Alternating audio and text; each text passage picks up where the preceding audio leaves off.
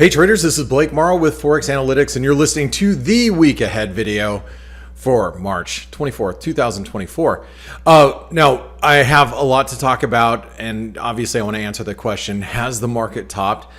I don't think so, but there are some things that I see that, are a bit of a risk to the market. We're going to talk about all of that and more. We're going to talk about everything that's going on this week, but I want to discuss a few things that happened last week, and I do have a few housekeeping things I do want to discuss before we get in the charts. Now remember, this video, especially if you watch it a couple hours after it's been published, there'll be chapters so you can skip forward through, find different topics that you want to see. Also at the very end, I do cover the best trades of the week and that I see, and then I review the ones from the previous week. So you'll get all that information as you scroll through. But let's start off, before we even get started, let's start off about some of the things that happened last week.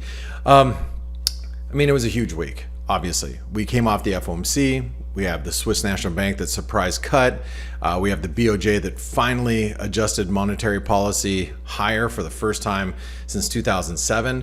And we saw a pretty big US dollar reversal midweek following the Fed when the dollar originally fell. And so this volatility that we're seeing in the markets really, I think, was, and I want to say the market price action was probably a little perplexing to the markets as we came into the weekend. But I'm going to really discuss the technical picture, because I think the technical picture gives us a better view, an idea of what to expect out of currencies and out of risk or stocks in general. I do want to talk about it being Easter weekend as well. Or Easter week, excuse me. We have Good Friday this Friday, and then we're going to have Easter Monday, I believe you guys call it in Europe and most parts of the world on the, I guess it would be the 1st. So as a result, you guys might have remembered over the last week, we were going to announce something here at Forex Analytics. We have postponed that due to technical issues. We wanted to just make a couple of things better for your point of view, from a user point of view, make it a little bit easier for you to use. And so that announcement that we are going to have here as a company will be after the Easter holiday. So we're looking at probably April 5th, and we'll be posting the date right on this website that you see here. You'll see the date coming up over the next few days. So also another housekeeping issue that I wanted to cover really quick. For those of you in the trader funding program, or you utilize DX Trade, I did want to announce that the DX Trade is available as a mobile app in the Android store. If you use an iPhone or an Apple device, they're still in process of being approved, but the Android app is located in the App Store for DX Trade. So I just want to let you all know that. I know a lot of you are going to be really happy about that as well. All right, let's talk about this next week. So there are a lot of central bankers speaking this week, now that we've got past a majority of the central bank meetings. So it's going to be a lot of headlines that you're going to have to be looking out for throughout the course of the week. But really, the week is fairly light as far as data goes, and I'm going to jump right actually into the charts, and we're going to go right into the markets, because really you have to go all the way out until Monday, and in Monday we're going to have new home sales in the U.S. Now, the housing market we're going to actually have a few pieces of data this week with the housing market. Let me get over to our charts that we use here on the week ahead video. And let's just start with the euro really quick. We're going to have new home sales in the U.S. Like I said, that's going to be the first piece of data that comes out on Monday.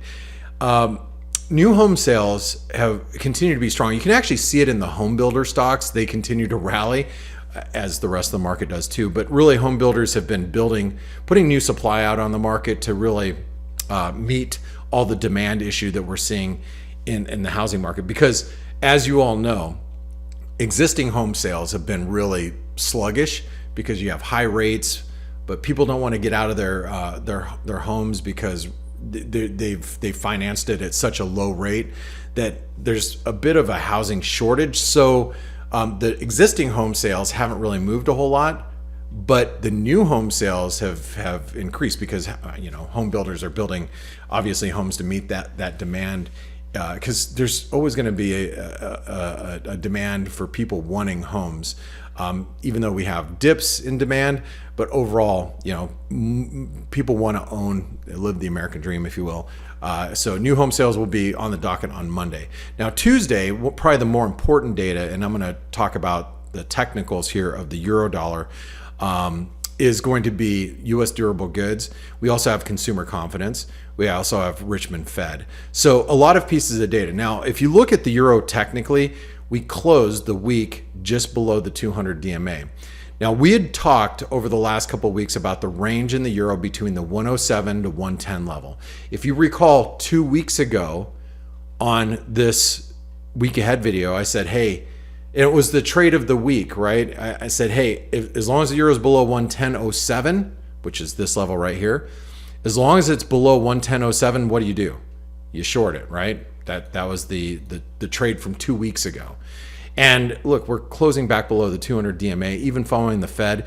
And now we're approaching, and we're probably going to be testing the 107 level. Now, what I'm going to do is I'm going to take a Fibonacci retracement and just take a look at what, some of the key levels that you might need to look at on the way back down. But whoops, wrong thing here. What you'll notice here is that we have at 107.50, that's going to be the 78% retracement. We're basically on the 618 retrace right at this moment in time. And so you got to imagine there's going to be stops below here to kick off the week. So I would venture to guess that at least we're going to be trading down to the 78% retracement, if not down to 107. Now, this is going to be where the rubber meets the road. It's either, when or if we get to 107, it's going to be, do or die time for the euro. So I'm going to assume by the time we get down there, it's going to be either we're going to bounce or we're going to break down. And I think that's going to have more to do with obviously the data that we have throughout the course of the week, and then also with risk appetite. But we'll discuss that as we kind of get into it. All right, now you have to fast forward all the way into Tuesday night. And then we have Australia CPI. Let's talk a little bit about the Aussie dollar. And I want to talk about the risks associated with the Aussie dollar. You guys have heard me say this over the last few weeks. It's not going to be anything new unless you're new here to this week ahead video. But we've been talking about the Aussie really underperforming. Now, I don't know if you saw, but midweek last week, Australia had their employment report. I forget exactly what the number was. I think they created 111,000 jobs. Let me confirm that. We can see it right here. 116,000 jobs. Now, the market was looking for 140,000 jobs, or excuse me, only 40,000 jobs. So you had this huge beat. Unemployment dropped at, what was it, 3.7%. I think the market was expecting about 4%. So huge jobs data. The Aussie ripped, and then it just turned around and reversed quickly. Now, one of the risks that I've highlighted here and on the daily face shows is that it really is underperforming. The Aussie is. When risk appetite, when you see stocks rally, you just match up the S&P here. Let me see if I can pull up the S&P. Match up the S&P. Now, typically speaking, when the stock market's going up in general, the Aussie's going to be going up in general.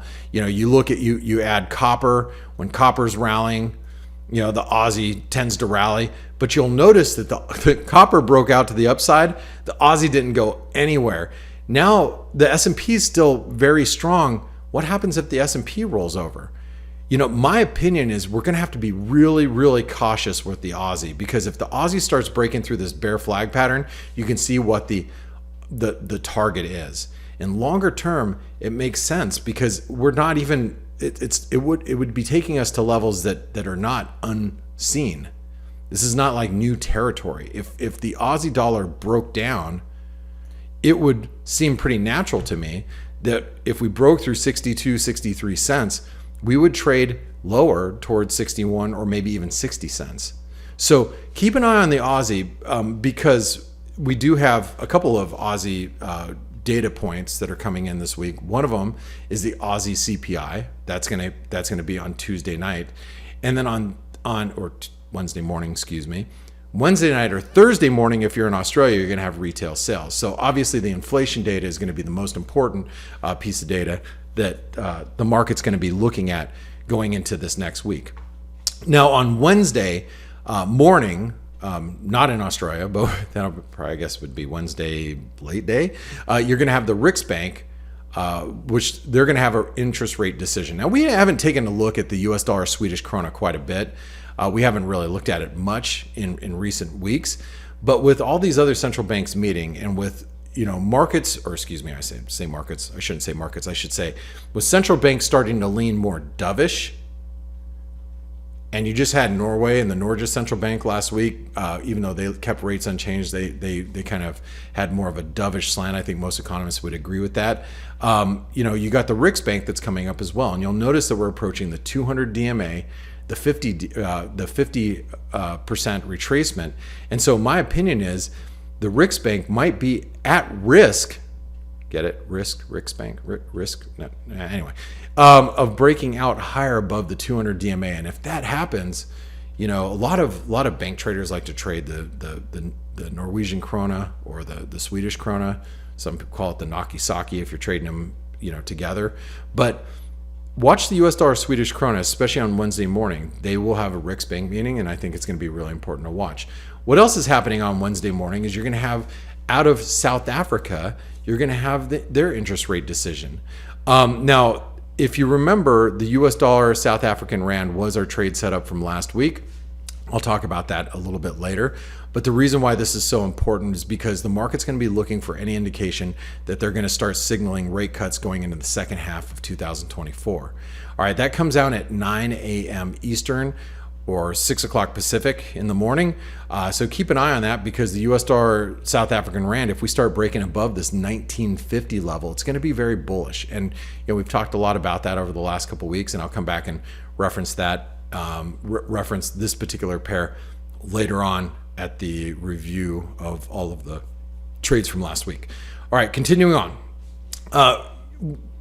Late in the day, at 6 p.m. Eastern, you're going to have FOMC's Waller, and he's a very influential Fed member, and a lot of people are going to be wondering if he's going to be turning a little bit more dovish, because what we're seeing with the Fed in general is we're seeing them give more of a dovish slant. But I'm going to give you the buts here, and let's go take a look at the dollar, because the dollar index, and let me go find it really quick. Where is my dollar index? Now, remember, the dollar index on these charts are the ones that I use during the week, not just the week ahead video, excuse me. I use them. Here, there's the dollar index right here. I use the dollar, these dollar charts for the morning edge, the face show. This is a universal chart that I use, but all the rest of these individual charts I draw here on the week ahead videos. So this way you can kind of see what we talked about the previous weeks and what has happened. Like this last week we talked about the Kiwi breaking down, and you can see that obviously happened. You can go back to last week's charts and go, oh yeah, I remember Blake drew that, and then this week you're going to see exactly what we're talking about. So going back to the dollar index, we were talking last week about how it could turn bullish and turn into remember this chart? Into a Gartley pattern, right? So that's happening. Now, going back to Waller, the reason why this is important is because a lot of analysts are expecting the Fed to kind of shift like the Fed chair did, right? A dovish pivot. Oh, well, if the Fed chair is going to give us a dovish pivot, that means most members are going to go along with his lead and follow his lead. Are they? I mean, look at the dollar breaking out right now. It's breaking higher. The risk is going to be if he doesn't. If he comes in hawkish, remember, this is Wednesday, and it is going to be later in the evening at 6 p.m. Eastern. You know, when it's kind of like the dead hours on the market, we could actually see the dollar continue to take off. And I'm going to say, technically speaking, we break above 105, which is this purple fuchsia color right here. We start breaking above 105.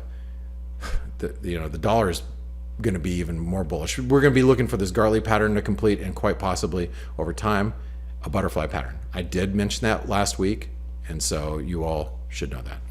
All right, continuing on. Wednesday night, Thursday morning, back to the Australian dollar. As you know, we have Australian retail sales, but I want to focus on another dollar pair really quick. I'm going to take you over to the Euro Aussie. We haven't discussed this one a whole lot, but let me go ahead and I'm going to delete these drawings, and I'm going to redraw everything really fast. Okay. Not everything, I'm just going to redraw a couple of things. So you'll notice on the Euro Aussie, we had a channel, descending channel. This is what you can actually find it on our analysis here. Now, the weekend analysis may have already been done, so let me double check. Yep, the weekend analysis has already been done, so a lot of my charts have been deleted through here.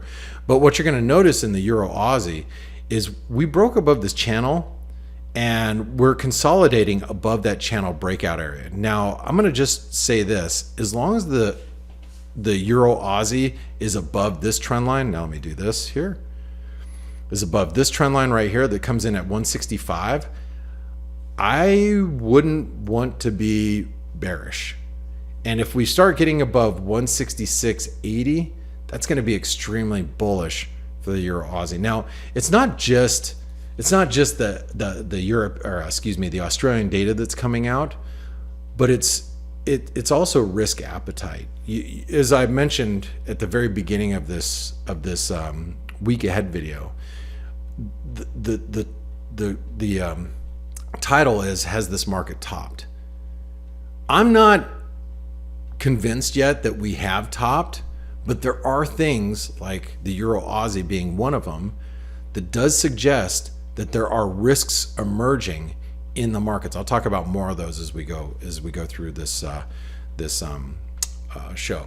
And by the way, if you like the week ahead video and you think these are really beneficial to you, make sure you give myself and the team a thumbs up. It is Saturday morning that I'm filming this. You might be seeing it Saturday night, Sunday morning by the time it gets through editing from our team. But if you like these videos and you feel that they're good in preparing you for the week ahead, give a thumbs up, subscribe to the channel down below. It's free to subscribe to YouTube channels. It's free to subscribe, so just subscribe.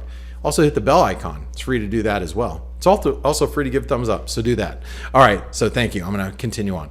All right, now, again, we have Australian retail sales. We have CPI the day before. So watch the Aussie data, and watch the Euro Aussie, watch the Australian dollar in general.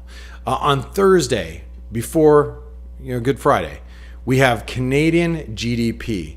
Now, the US dollar Canadian is obviously threatening an upside breakout. And this is, I drew this last week, and we're just going to go ahead and put that up a little bit further. And what I'd be watching for is a break above 136.30. And a break above 136.30 would be quite bullish. We have Canadian GDP. We also have US GDP. So when you're looking at the dollar Canadian, you could have a double whammy. You could have, let's just say, weaker Canadian GDP, stronger US GDP, and next thing you know, that dollar Canadian is trading significantly higher at that point in time. We also have US unemployment, Chicago PMI, and then we have pending home sales. Pending home sales will be watched. Like I said, existing home sales, one thing, new home sales is another. Pending home sales is how many homes are, in contract, right? So, there's a lot of housing data out this week. Be watching that, because everybody's worried that the housing market may have peaked and we're due for some massive, fall in the housing market. But, I don't know. You guys know I've been really skeptical about this, because, most Americans that have mortgages, they just don't want to sell. There's no reason to, because your mortgage rates are so low. So, I think, the housing market collapse is not something that's in my I don't view it that way. right now. And the longer that the housing market stays, steady like we are right now, the more risk we are to just go higher in prices because you get pent up demand in housing. So anyway, without getting in a huge discussion about housing, just remember we do have pending home sales on Thursday. Now, Thursday night, let's talk a little bit about the BOJ and the US dollar Japanese yen. So the US dollar Japan, well, let me go backwards. Last week, the BOJ met and historically raised rates by 0.1%, 1/10 of a basis point, basically, and then finished negative interest rate policy. NIRP is gone. Well, NIRP has been gone for a while, but you guys know what I mean. This is historic for the BOJ. So what did the dollar yen do? It went down. Why? Because the market basically said, yeah, I see the BOJ is moving, but like I told you last week, the differentials, remember I pulled up the chart with showing you where the rates were in Europe, the US, UK, Canada, and where Japan was, way down there. The differential between rates is still so high, and everybody knows that the BOJ is going to be very, very slow in raising rates. Everybody was positioned for long yen, right? Short dollars, because you're going to see that differential tighten, but everybody was already positioned for that, and everybody also realizes that that's not going to change anytime too much anytime in the near future. Agreed. But where I differ versus everyone else, but not everybody else, I'll just say where I differ than maybe a lot of economists or whatnot, I think the BOJ is going to be fairly measured in raising rates over the course of the next year to 2 years. And so that differential is going to tighten quite a bit. And that's going to put natural pressure, upside pressure on the yen. Not right now, but as people come in to realize that, we go into the second half of 2024 and we go into, to 2025, that the BOJ may have to be more aggressive in raising rates. And therefore, that's what's going to create this move in the yen. So between now and then, what we could still see is a move above 152 to eventually trade up to 154, and then I'll be looking for a reversal. We haven't gotten there yet, but one of the things that could get us there this week is Thursday night or Friday morning if you're in Japan. We have Tokyo CPI. Now, I don't think this is going to be the data that pushes us above there. Maybe it's going to be yields. Maybe it's going to be risk appetite because stocks continue to go higher. Maybe this will be the catalyst. But I am expecting the dollar yen to break above 152 and eventually trade up to 153.50 to 154, complete the bull flag pattern. Relative strength will continue to be divergent. You can see it like this. Let me just quickly draw it for you. So even if we continue to rally here,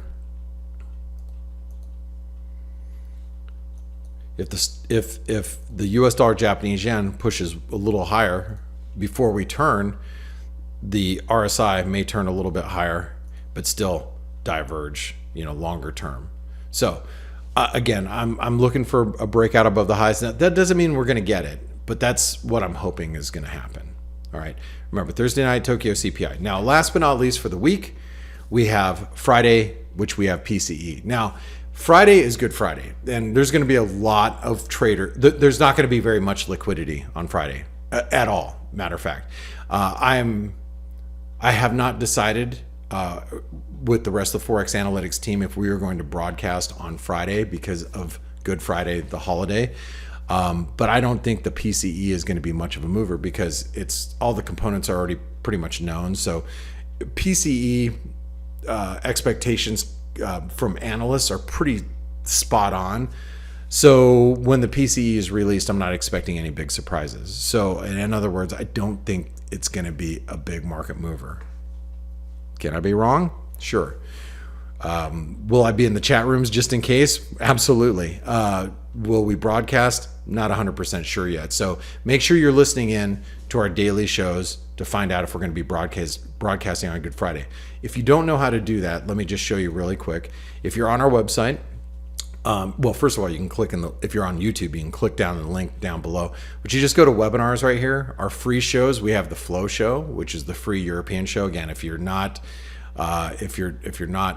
in the US, let's say you're in Europe or in Asia, this is a free show that's offered by Ryan Littlestone and K-Man.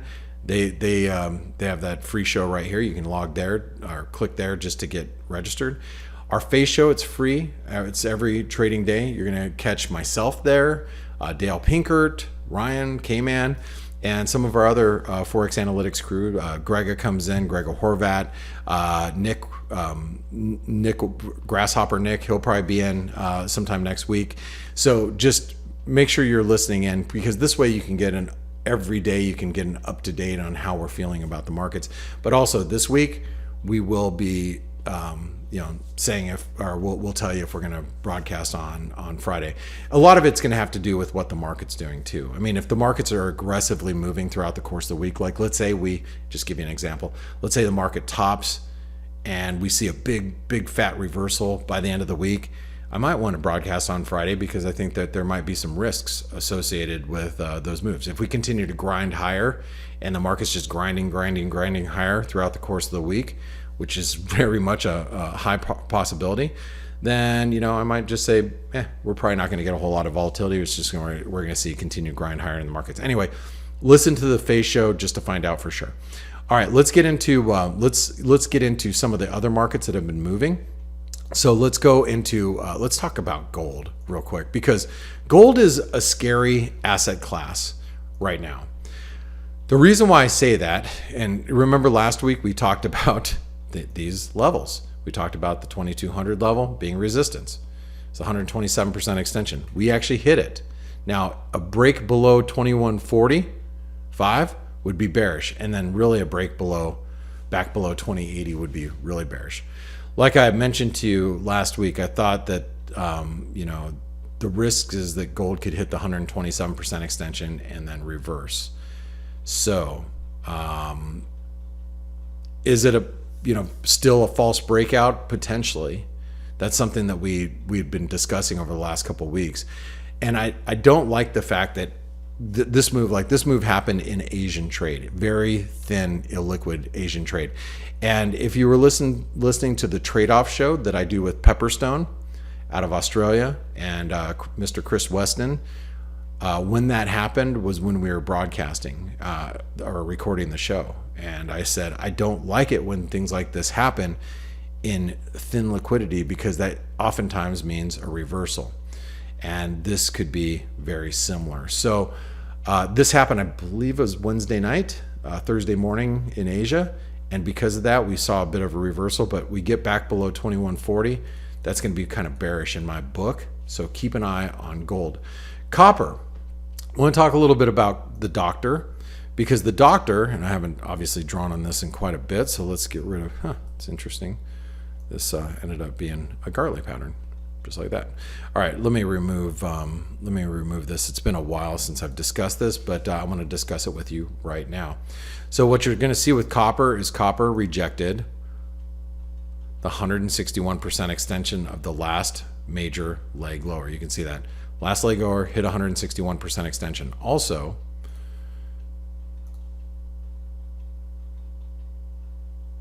I did that, and let me make it different.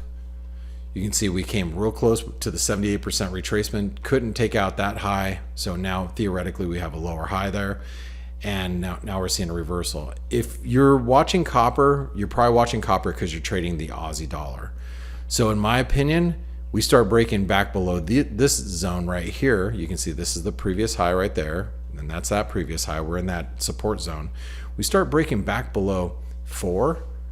It's going to open up some downside in the Aussie, in the copper. Copper market could trade back down towards the 50 DMA, maybe the 200 DMA that you can see there. And if that happens, what happens to the Aussie dollar? This is why you have to be keeping a really close eye on what's happening in copper.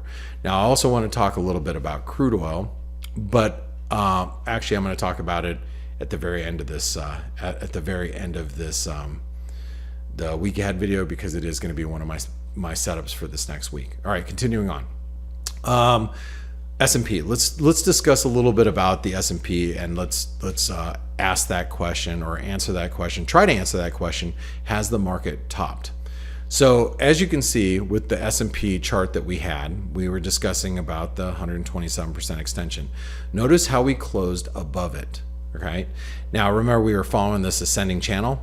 Well, guess what? The ascending channel is still intact. So let me just go ahead and pull that trend line out.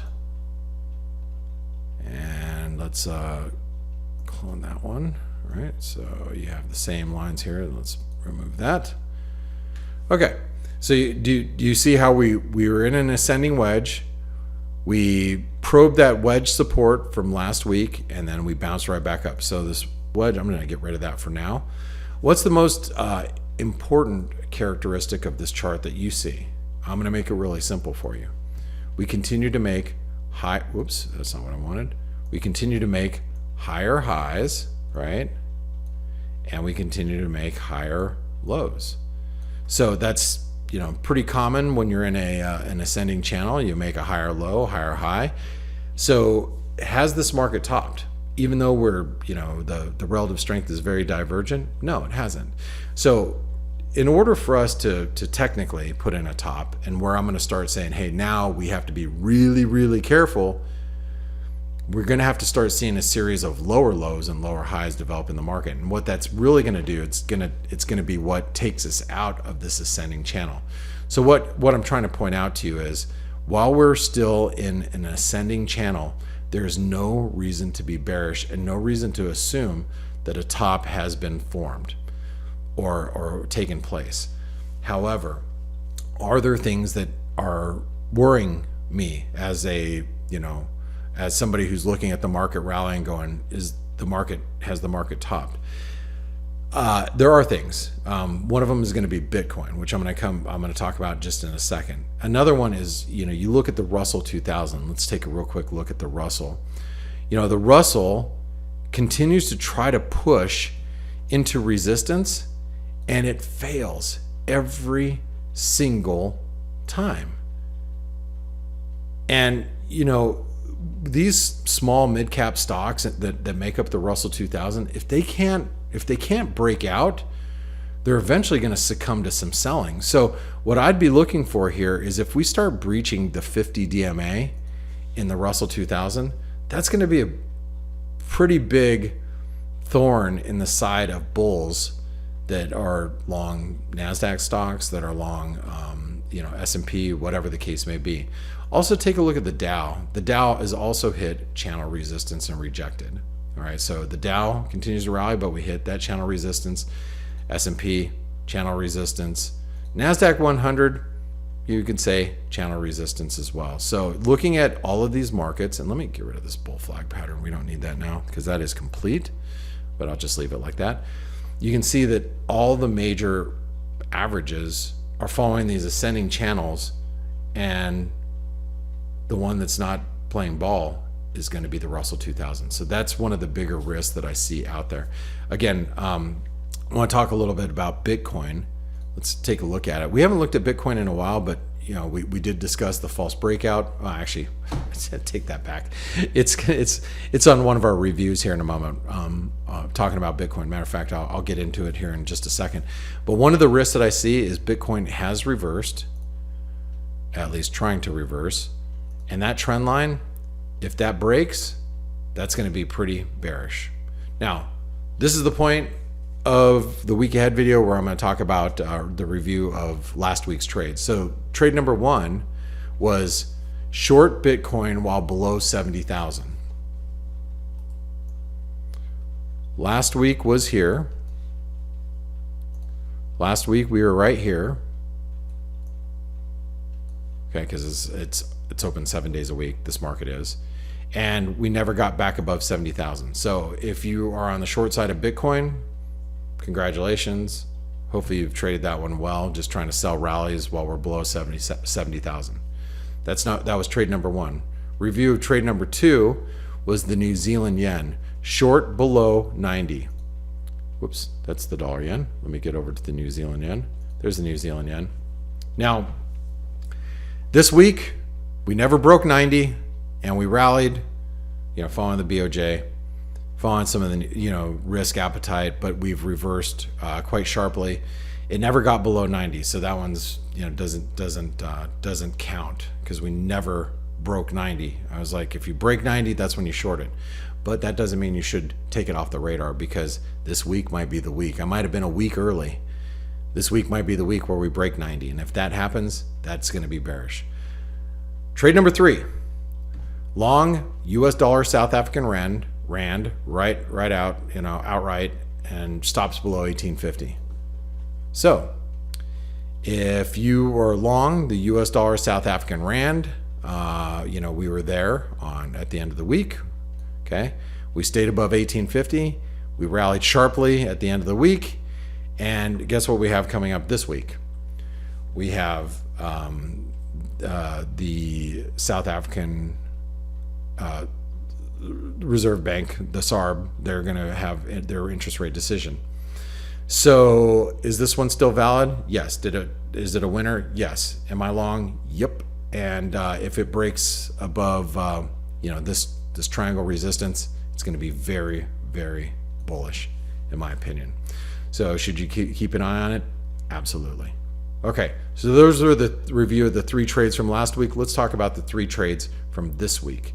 And again, if you like these videos and you think they're beneficial to you, please give me a thumbs up. If you like the trades that I'm giving you, the trade ideas, give me a thumbs up. Subscribe to the channel down below.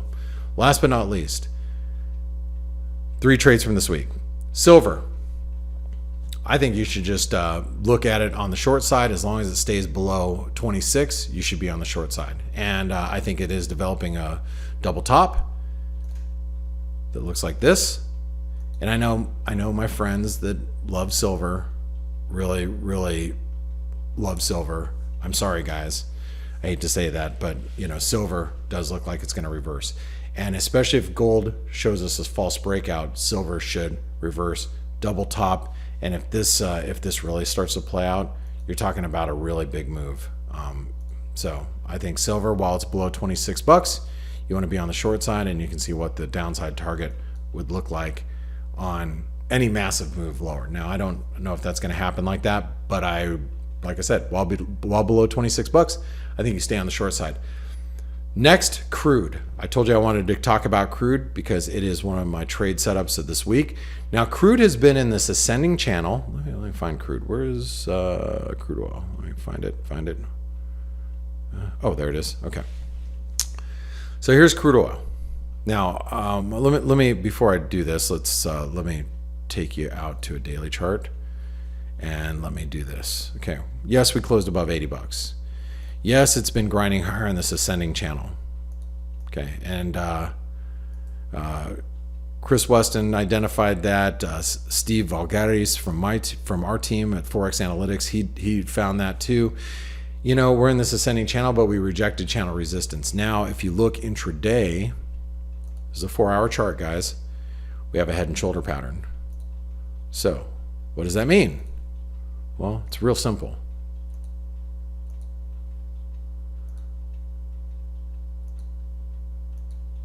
There we go. A break below 1850 is bearish. So 1850,